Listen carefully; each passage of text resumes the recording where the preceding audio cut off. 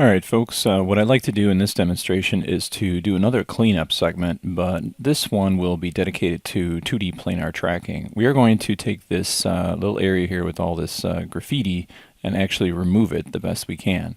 The reason why we're going to use planar tracking as opposed to 3D tracking like we did over here for cleanup is the fact that this sign actually stays in the shot for the entire segment of the clip. Maybe a little bit off, but you can see it kind of like disappears near the end there. So you can see if I just let this go, you can see right about, yeah, pretty much right there. And it is what it is. So there's a couple of things we got to be concerned about if we try to planar track this, and that's the fact that we have Blue's hat in the way of some of the tracking information. So I'm going to show you how to use masks with planar tracking, because sometimes people do planar tracking and they're like, how do I planar track this without having to get this guy's hat in the way? So what I'm going to do is come over here and do another roto node. By the way, when you get to a very elaborate production like this, if you find that when you play back your stuff you get like weird little flickering glitches, and they're not because you actually have every roto paint node is set to all for lifespan. But if you see some weirdness, I highly recommend you go to cache and say clear all. And clear all is going to clean up a lot of data. As you can see here, it's basically erasing a lot of data, and that'll kind of refresh everything anew as we kind of go through this. So I'm going to go ahead and just let this kind of play through. Now, just to speed things up, I don't necessarily have to planar track from this position because it might take longer to calculate all these nodes. So I'm actually going to start from just the original backplate here. So let's see if I can just take a sign here, and again I'm just going to use this to create my planar tracking.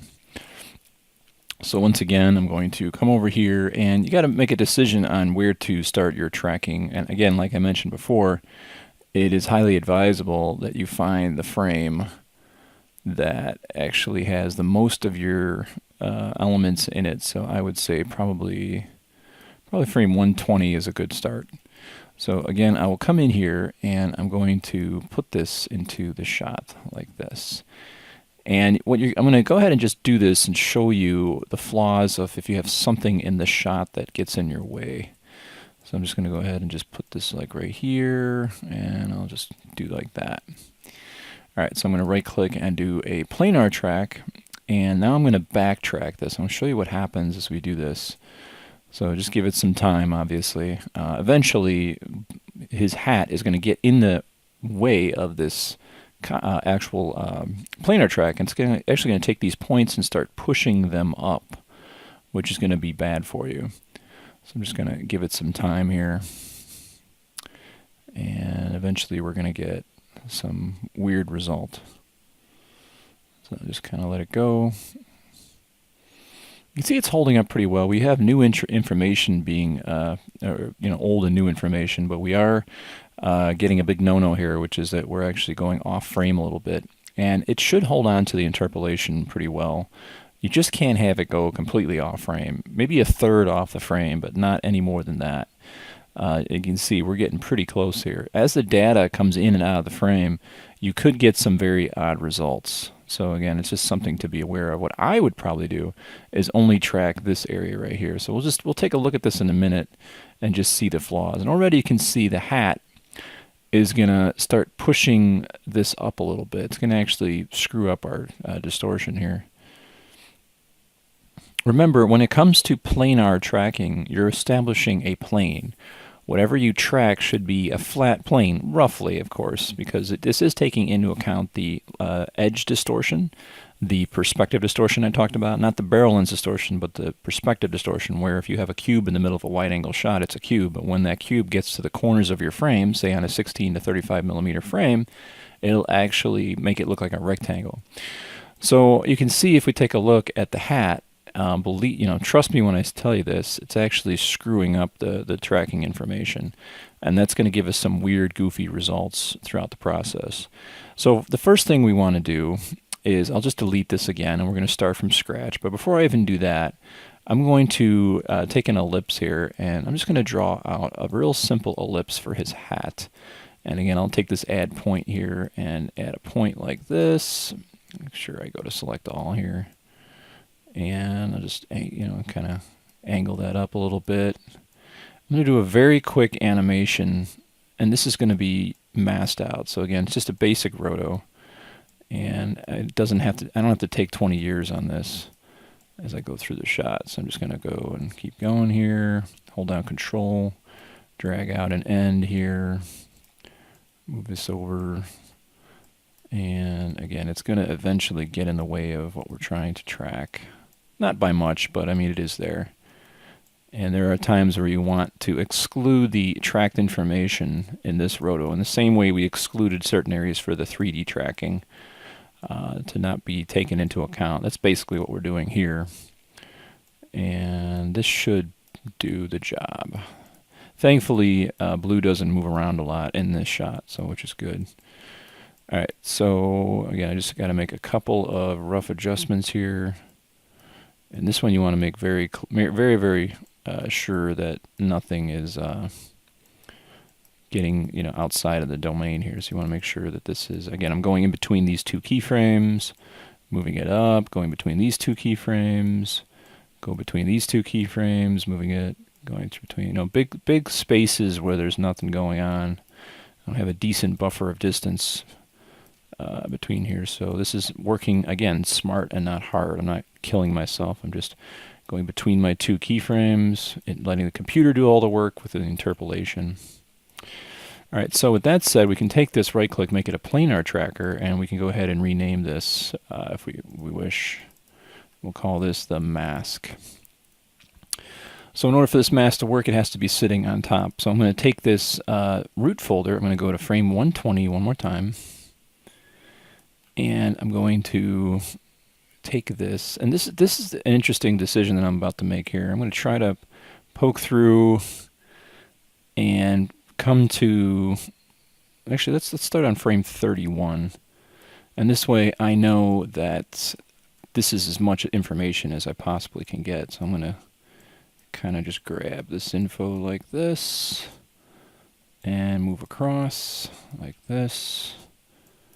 Again, we're going to be putting television screens here, and it's going to be weird to have television screens installed where there's graffiti. The graffiti shouldn't be there at all, so we don't want that. All right, so now that I've done that, I'm going to right-click it, make it a planar track, and I have to take this folder, and it has to be on top. Okay, this has to be on top, this has to be a bottom. So if it's on top, anything on top that is a planar tracker will not be included in the solved. So I'm going to be using this planar tracker to solve. You can see I have it selected here. And now I'm going to go ahead and track forwards and backwards, and it should omit this data right here. So I'll just go ahead and hit play forward. And we're getting really close there, but I think we'll be okay. So it is excluding this data, this mask area from the tracking data. So it's tracking little points of contrast, just like how I showed you the letter T's. But anything that is in this area will not be included in the solve where there's overlap between these two. So that's just a safe thing to do, because you'll get like a little pinch happening here if you allow some outside moving data to actually get into your solve, which you don't want to do. Obviously at this point we're safe, but when we get back and track this way backwards, we're going to definitely have some issues. You can see this is holding up pretty well. And what you're doing is you're establishing, as you're tracking through this, you're establishing an area that is basically a flat plane. That's why they call it planar tracking. So I'll just give this a couple more minutes, and we will then come to scrub here and then track backwards. Just give that a couple seconds here.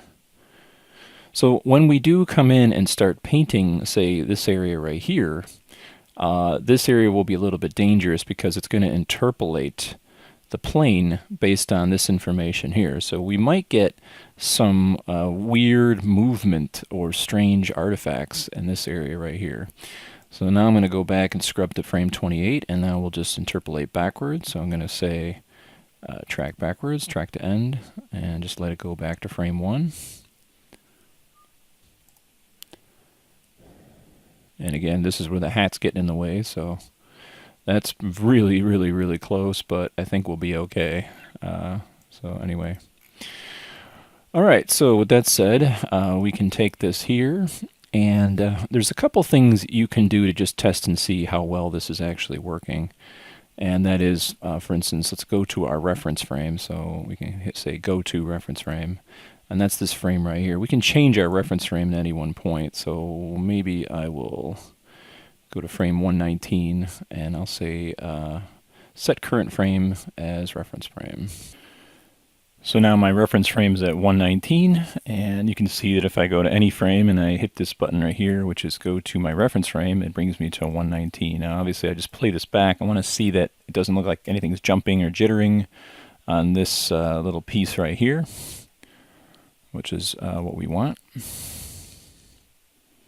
Now a good idea to see how this is actually tracking, again, is I'm going to go to frame 119. And we're going to just do some tests by taking a look at some grids here. This is not necessary because we're going to be using relative reference for the cleanup work on here, but if you want to do absolute base reference for putting a sign down, probably be a good idea.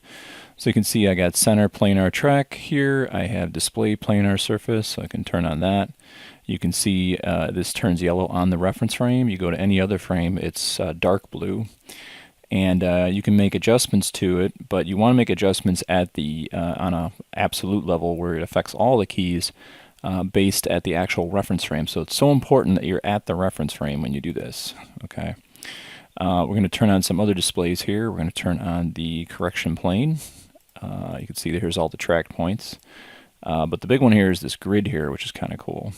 So while at the reference frame and with these points on right here, these correction plane points, I'm going to take these 4 corner points and move them, and you should see that they should snap to. You can see all these points offset all at once, which is very important.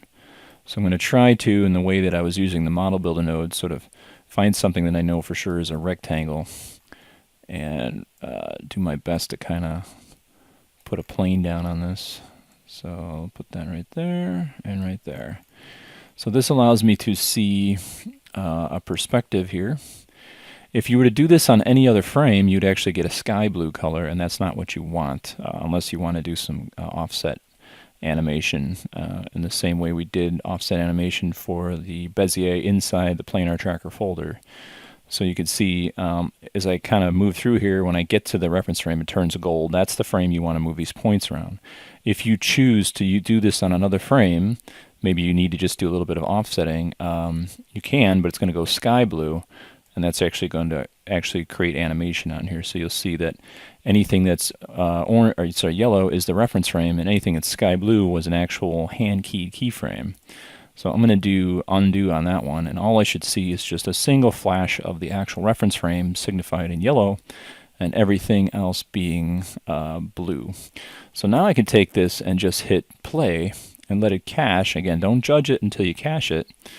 And you can hit the letter Q a series of times and hide certain things here. So I'm just going to give this a second to cache and just see how the plane looks as best I can here. So that's looking like pretty solid, as you can see. And I'm pretty confident that if I did any paint work on here, I wouldn't get any warping or stretching and so forth. If you see any weirdness, another great way of kind of judging how this looks is clicking this last button here, which is to center the planar surface. And you just let it cache through. It's going to center the center frame for you. And if you see any weird sliding of this point, then you know that your tracking kind of failed on you. But overall, this is looking really good, as you can see. So with that level of confidence, we can go ahead and bake out certain things. So I'm going to go ahead and just hide all these things. I don't really need to look at them. And again, we're at frame 119 right now, right? So 119, the question is that a frame that I can paint out all the graffiti that I need to get to? And when it comes to picking the frame, as I discussed before, for any clone work, you want to choose the frame that is the closest to the camera, where you're going to get the highest amount of resolution. And then you want to choose a frame that doesn't have a lot of motion blur or depth of field blur. I mean, there's nothing you can do about that, but you can see 119 is a good choice. A frame that would be, I don't know, any one of these frames is good. I mean, you can see we're closer at frame 4, but then I get this cutoff right here. The reason why we choose a frame that's closest to the shot for the the actual reference frame for cleanup is because you lose resolution as you move away from something. So if you paint resolution that's really high here and you walk away from the object, that resolution of that static piece of painted work stays the same resolution. So again, this is why going on set and shooting reference plates with a still camera of different areas, and then using that and coming in here and maybe corner pinning it in, and then kind of like getting it in there with a high resolution original is what's really helpful. But in this case, we're limited by what we have to do here. So again, I'll just go to frame 119, and we are ready to do some paint work on here. So with that said, now that we've done this, I can take this roto node here, and I really don't need to do anything with it except make sure that I'm on the Planar Tracker layer here. And you can see I can make a corner pin absolute, relative baked. I'll just do a corner pin relative. And again, I'm on the reference frame, so I have this kind of printed data here. I'm going to do a frame hold on the footage itself. So again, where can this frame hold come from? It can actually come from this original here. So what I'm going to do is take this down, hold down Control, make a nice little hotkey here. I always want to pull from the original, not something that might have been sampled.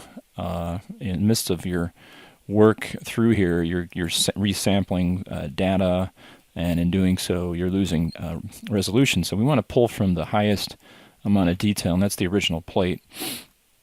So with that said, let's go ahead and do the frame hold at frame 119. So let's do 119. And there we go. And this is real simple. We just go in here and we are going to clean this up in the same way that we did over here. And we're going to also cut it out with a layer. So the same thing has to go down with cleanup on here. We have to take the time to denoise the plate like we did before. So again, if we come over here and just steal from our denoise right here, right? So I'll just take that and copy it, and I'll just throw that right here, and we can denoise we can just denoise the original footage here, and then of course I can add a little dot node so I know that the noise is coming from the same input here. You can see our sampled area is the same. We take a look through the footage, disable, re-enable. We have gotten rid of that noise. So again, just going by the rules of compositing here, and now we frame hold at 119. Now we can come in here and start doing some cleanup work. So again, I have this corner pin information that we're going to play with a little bit in a second here.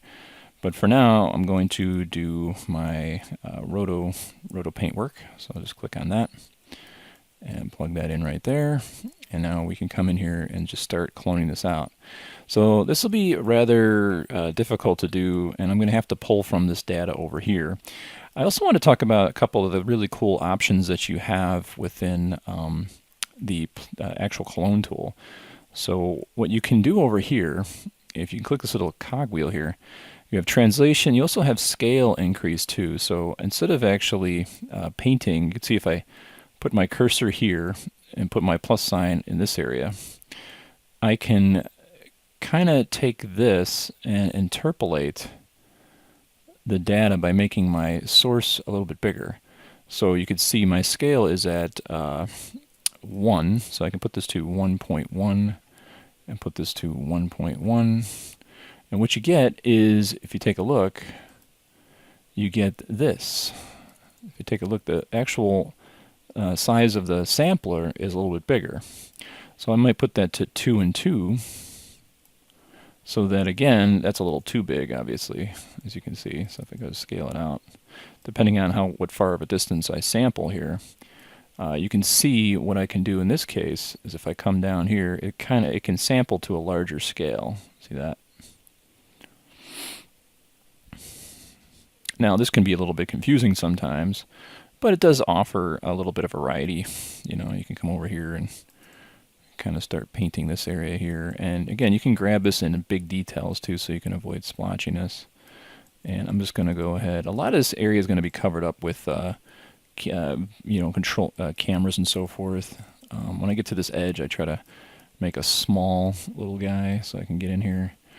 And I'm just going to do as much cleanup as I can with a localized area goods. You can see it does get a little bit dirtier down here, so let's see if I can try to grab a hold of this area here.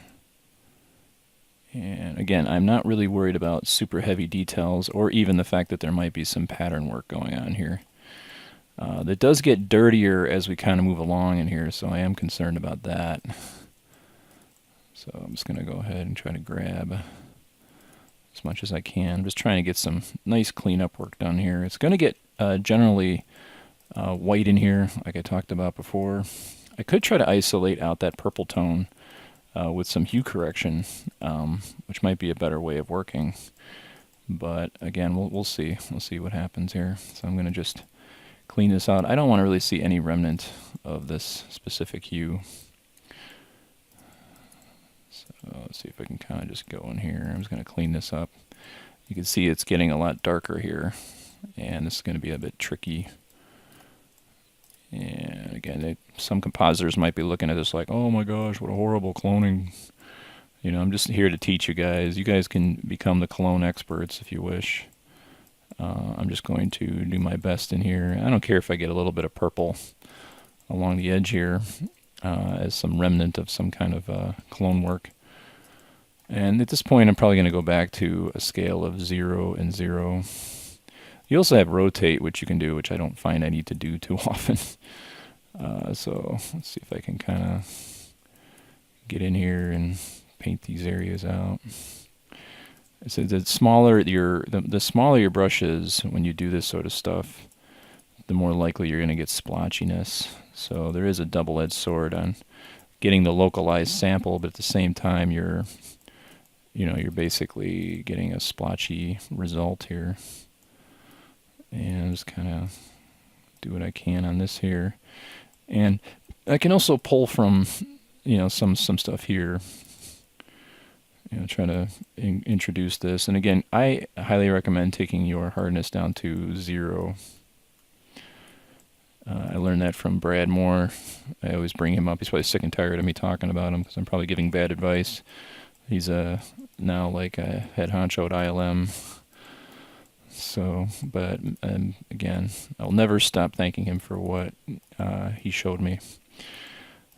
Most people are too much of narcissists to actually want to help anyone, and also there's the common thing that I noticed in compositing is that they're like magicians. They're like little David Blaines. They don't want to actually reveal their secrets because they're afraid for the possibility of losing their jobs.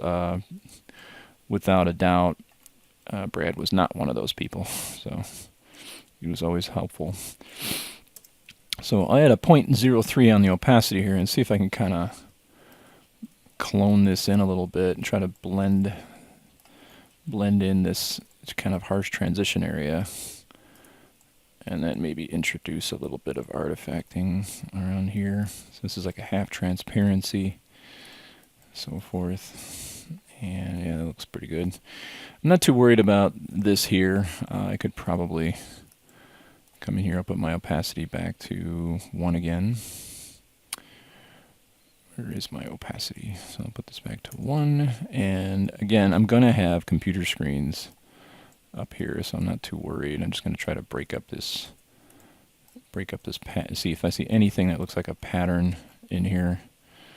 It's going to be rather interesting. And then again, you got a gradient here, so I can come over here to my paintbrush stroke and just go ahead and hold down the little dabber here, hold down Control, get a tone there, and I can actually start painting this color. But instead, I'm going to take my opacity and put this to 0.002. I'm sorry, maybe like 0.01. And again, my hardness I'm going to bring down to 0, and I'm just going to start to paint this gray tone in here. It is decontrasting the image slightly, so if I want to, I can come in here and start doing such things as adding sharpening. And again, with sharpening, you can come in here and kind of sharpen up edges, just a slight area. You got to watch out for granularity though, as you start to do that. So I'm just kind of get that there. And again, I'm not too worried about this, but I do want to I don't want this to look so friggin' plain that it just looks kind of, you know. So again, I'll put my opacity 0.03. See if I can introduce some kind of noise level detail in here so that it's not so friggin' plain. I could steal from this side as well. And again, you can use that wonderful scale tool I told you about, like 0.02 and then 1.02. And then you have that increase of scale. Actually, sorry. Make that 2, make that 2. And you can see I can kind of steal from this area here and just kind of half transparency this stuff in. Get a little bit of noise. There we go. Yeah, it's still not perfect. Like I said, I could probably come in here and get these areas to match up a little bit better. And then, of course, I can come in here and do a little bit of sharpening along the areas that seem like they're crispifying up a little bit. There we go. All right, so let's take a look at the before and after here. So if I take my frame hold and just take a look at the cleanup work that I did, you can see this is a little bit risky, but I think I'll just let it be. Again, I'm going to be putting computer monitors over there, but I think we did a decent job. I'm okay with this kind of dirt and gunk up here, and then this little remnant of this area right here. All right, so now that we've done that, we got to make sure all our brush strokes are set to a lifetime of all. So I'm going to take the sharpen, drag this down, hold down shift, grab all these, go to lifetime, and click on all frames. So these should all read all. So as you scrub this across, you can see that on the frame hold, everything is being shown. The next step, obviously, is coming in here and doing another roto. And we will take that, and where's my viewer at? It's way down here. Okay, so I'm going to take this roto here, and we're going to isolate out the area. So what I'll do is I'll actually put my viewer to this frame hold when I draw out my roto. So I'm going to put my viewer to the frame hold, but I'm going to double click my roto. And this is where I'm going to have to come in and decide what area I'm going to kind of take out of this situation.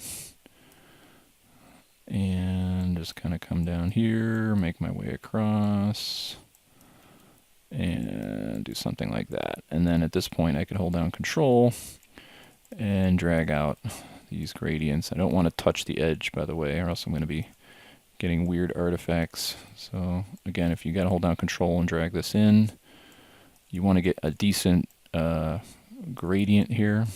And again, it's all according to a plane, a flat surface. Going into these areas might be a little bit troublesome. They have to be accordance to the rules of planar tracking, which it has to go according to an averaged plane or a flat surface. So again, I'll just come over here and here. I might have to add some just feathering on the actual bevel, or you know.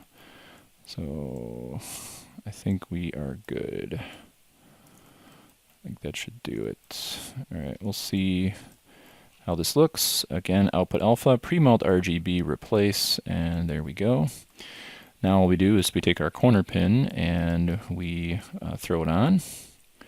And now you can see, if I just play through, we got this working. Again, we did this all on the specific frame of 119, our reference frame, very important. Otherwise, you're going to see an offset. This is going to be off. I'm going to hit M for merge, and we're going to put B for background, and A for a top. And let's see what we got.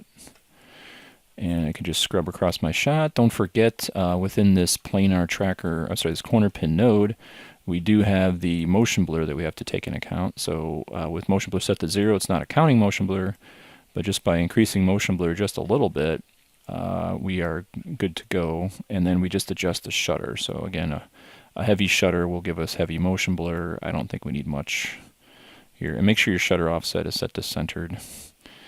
And this should be good, as you can see.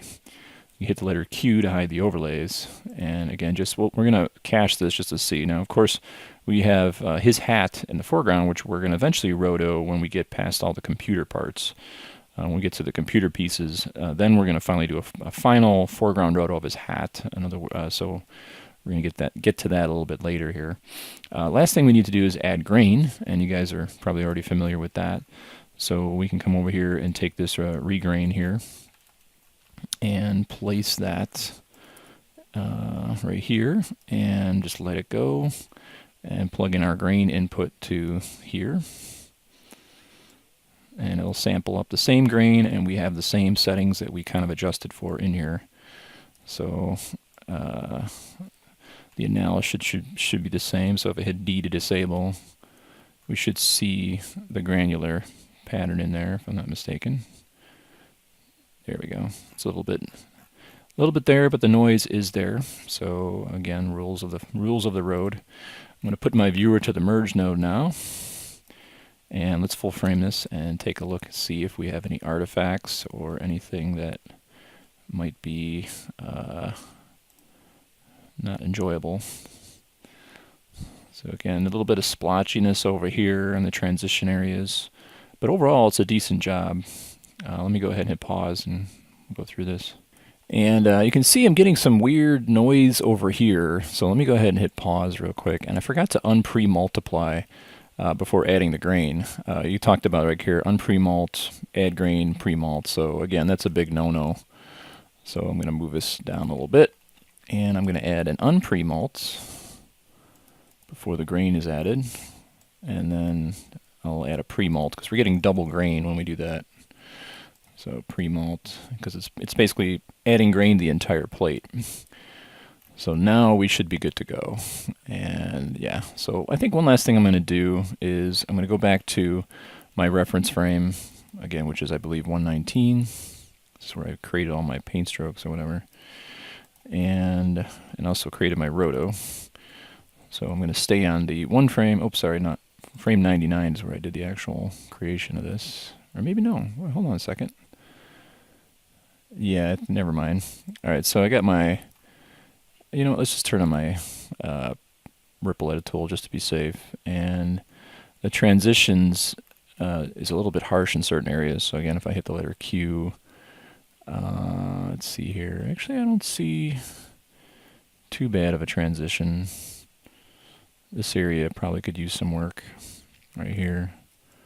So you can see if I drag this up, try to get that transition fade a little bit more. Got to watch out though, because you could be introducing the letters again in here.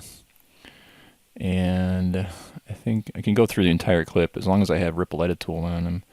I'm actually good to go. And I'd say this is a little bit too harsh, so I'll pull this back. And see, I'm introducing some of the graffiti, so I'm going to pull that far out. I don't want to go anywhere outside of the area that I actually planar tracked, because the interpolation gets worse as we get further away from the initial area that we planar tracked. So just be aware of that. That's a big one that I find that people have an issue with. So I'm just going to, again, don't be very careful when you're dealing with this planar tracker. It can be a monster. So yeah, I mean, you can also come in here and take this Bezier and add a feather. See if that kind of helps a little bit. And let's see, let's add like a feathering out here. And a little bit of work. So you have the universal feather and so forth. And I think we're good. All right, so again, I'm going to cache this now that we've gotten rid of that problem. And we should be good. So again, I'll save this because things like to crash. And we'll come back. Yeah, we still have a little bit of a harsh transition of brightness levels here. You can see it goes from bright to dark. We do have a little bit of a weird darkness lip here that is having an issue. So it's like there's a need for some dark values here maybe painted in. And we don't have a lot of room to create a quick transition here, or elongated transition from dark to light. So it's just a matter of going in, adding maybe some paint work with the paintbrush tool, getting some dark brown values up here to blend this in, getting some dark values here to blend this into this area. Okay, so it's looking pretty good. We still have a harsh transition over here, as you can see. You can see it goes from very light to very dark here. And for some reason, it looks like, I don't know if we increase the noise levels of the, you can see it looks like fireflies over here. You got like fireflies within this piece. So again, I'm going to have to find out what's going on here. It looks like we're still getting some weird issue. I'm going to put my viewer to this merge node and see. And I guess we do have a very high level of grain going on here. So I'm going to take this grain node and start to dial down the intensity of this. So I'll take the grain amount of this area and dial that down a little bit. There we go.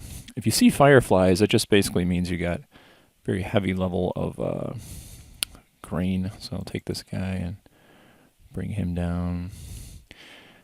So what are the benefits of using Photoshop to sort of do this cleanup work on a still image? And I'm referring to this sandwich, right? So the sandwich would basically consist of between this node here and this frame hold, right? So this is all of our cleanup work and our roto work and so forth. I'm sorry, the corner pin planar and the frame hold. So these are your two, bottom hamburger bun, top hamburger bun. Here's the meat in between. This is where we did our roto paint work. Well, the thing with the brushes here is you cannot create a actual textured based alpha for painting stuff. So you get just this general kind of broad texture paint work here. So let's see if I can sort of transition this a little bit better here. Come back to my roto paint option here. I'm gonna try to break up these areas here just one last time. See if I can add some kind of dark values. So again, just double click my roto node here and put my folder here. Go to clone tool here. And again, you can see this abrupt, from a distance you could see it, right? I kind of bring my gamma down up, you can see this bright area, dark area, right? So how can I kind of transition that? Maybe I'll do just a quick, something to break this information up just a hair. You can see it's kind of trying to break up that darkness there, and there we go. And then right here we have this sort of like black line that goes across, so I can try to transition that a little bit more by softening that up. And then I can go back again to my brush stroke here and go to a color, and I'll just choose a dark tone color. See, my opacity is still at 0.01. I'm going to put up to 0.02. It'd be nice to have like a textured alpha brush here, so you can see I can kind of come in here and just break this up a little bit. You can see if you do it too much, you start to get, areas that are like, okay, what's that all about, But in general, like I said, we're going to be putting some televisions on top of this. All right, so again, I got to make sure all my brush strokes are, just grab all the new ones here, and I'll just come to lifetime and set them to all frames. And I'm pretty confident this should be probably good enough. So let's go back here to our merge node. And again, I'll hit the Q button. Let's just kind of take a look at it. I'll just scrub through a couple frames and see how it looks. And it's looking good. Like I said, we're going to have to recreate his hat. But I believe we're solid. And just by checking from the previous shot, I didn't see any jittering or jumping from the tracks, which occur when you get data that starts to track off the actual frame here and tries to interpolate horribly. It's all strategic in the way we do planar tracking. We try not to make sure the planar tracker is not tracking data that's off camera or trying to interpolate for off camera data. So I think that should be good enough. Again, we could come in here if you want, and between here and here, between this roto, you can actually merge in an alpha'd, whatever, a gunk layer or something, and kind of break this up. So if you wanted to add even a sign here or something, it doesn't matter what you want to add, you can add it right here and merge it on, transform it, and just stick it on there. Whether it's, a poster or whatever you want, you can just put it between here and here. And so that is pretty much it. So before we cut loose here, I'm going to first off save this. And I'm going to full frame this, and let's just take a look by hitting play. I want to make sure the grain levels are good, so I'm going to hit pause and come back. Okay, so there we go. And as you can see, we still have maybe a little bit too much Fireflies going on in here, so I'm going to decrease the grain. Especially in dark areas like this, it can be tricky. Grain is kind of tricky when it comes to the blacks. How much grain is in the blacks, and there's a couple settings that you can kind of adjust for that, because grain is very prevalent in black areas. Even though you kind of universally put it across something that's very light colored, it can really show up in the black tones here. So overall, it looks really solid. I'm not seeing any warping, any weird artifacts, and this is something your eye has to take into detail. So that is pretty much for the lesson. We could just wrap it up, do a planar on his hat and call it a cleanup, but we're about to enter into the CG stuff, so I'm going to wait until we get the CG stuff and then do the hat. So that's it for this lesson.